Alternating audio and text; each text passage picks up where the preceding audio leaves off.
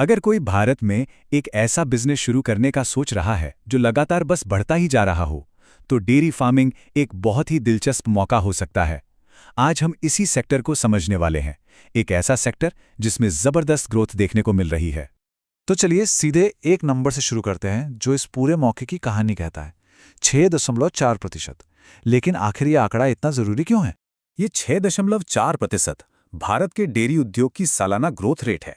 मतलब ये सेक्टर बहुत तेजी से बढ़ रहा है और इसकी वजह है देश की बड़ी आबादी और लोगों में हेल्थ को लेकर बढ़ती जागरूकता।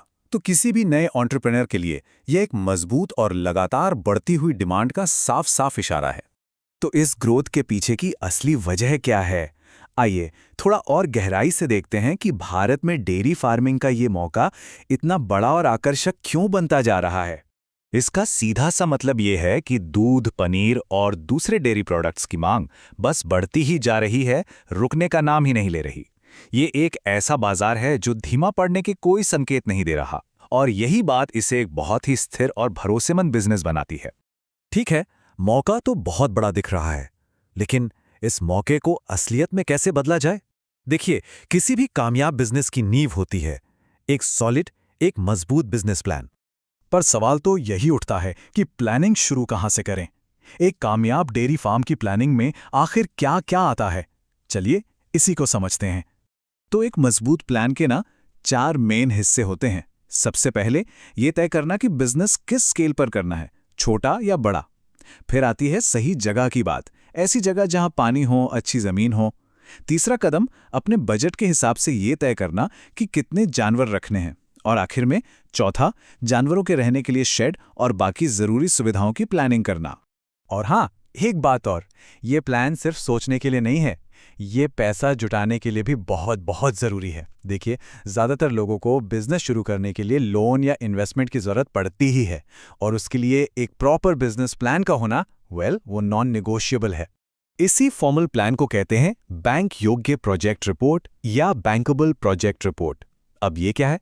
अरे भाई, सीधे शब्दों में कहें तो ये एक ऐसा डॉक्यूमेंट है जो बैंक या इन्वेस्टर को यकीन दिलाता है कि हाँ, इस प्रोजेक्ट में दम है, ये कामयाब हो सकता है और वो अपना पैसा लगा सकते हैं।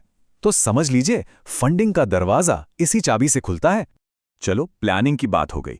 अब आते हैं उस सवाल पर जो सबके मन में होता है, पैसा। इस बिजनेस को शुरू करने में आखिर खर्चा कितना आता है? तो देखिए, अगर हम करीब 20 जानवरों वाले एक फार्म की बात करें तो शुरुआती खर्चा मतलब इनिशियल इन्वेस्टमेंट करीब 10 से 20 लाख रुपए तक आ सकता है। इससे एक मोटा मोटा अंदाजा तो लग ही जाता है। अब इस शुरुआती खर्च में क्या क्या आता है?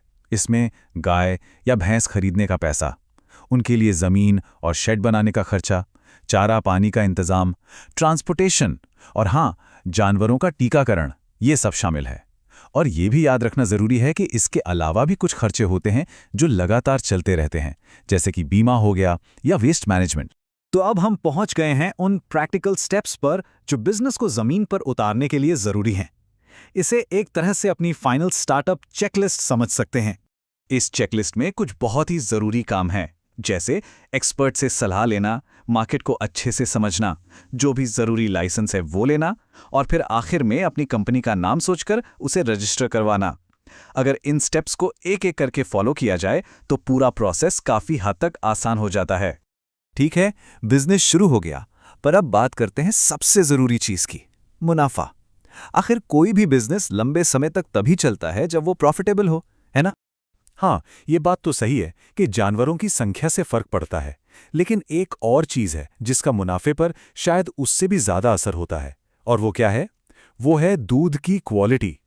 इसको ऐसे समझिए, अगर दूध की क्वालिटी अच्छी है तो कस्टमर भी बने रहेंगे और मुनाफा भी बढ़ेगा। लेकिन अगर क्वालिटी खराब हुई तो कस्टमर भी जाएंगे और पैसा भी डूबेगा।